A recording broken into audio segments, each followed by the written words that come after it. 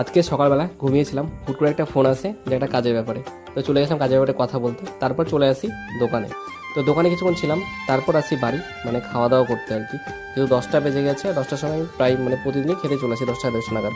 তো যাই এদিকে ভাতটা এসব খেয়ে চলে গেছিলাম তারপরে আমাদের খেলার মাঠে কিছুক্ষণ বসার পরে তারপর হুট করে মনে হলো যে গাড়ি ঠিক করতে হবে, ওই জন্য চলে গেলাম বহরমপুর।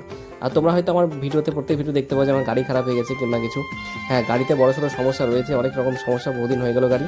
তো এই জন্য আর কি মানে পুরোটা একবারে করতে পারি না, ওই টুকটুক করে করছি যতটুকু পারছি আর কি। তো যাই হোক, আজকে সামনে হ্যান্ডেলটা চেঞ্জ করলাম। তো এরপরে চলে গেছিলাম মানে ওই হ্যান্ডেলটা মানে কিনতে গেছিলাম অন্য একটা দোকানে, সেখান থেকে নিয়ে এসে মানে এখানে দিলাম, এরা ঠিকঠাক করে দিল। তারপর চলে আসি বিকেলবেলা দোকানে। আর বিকেলবেলা দোকানে বসেছিলাম আর সামনে দেখলাম এরকম মুখরোচক খাবার। তো এখানে বিশেষ করে আমি চটপটিটাই খাই আর কি, কারণ খেতে খুব ভালো লাগে, দারুণ টেস্ট আর কি। তো যাই হোক, চলো আমি খাওয়াটা কমপ্লিট করি আর তোমরা চ্যানেলটা সাবস্ক্রাইব করো। চলো টাটা, দেখা হচ্ছে নেক্সট কোনো মিনি ব্লগে।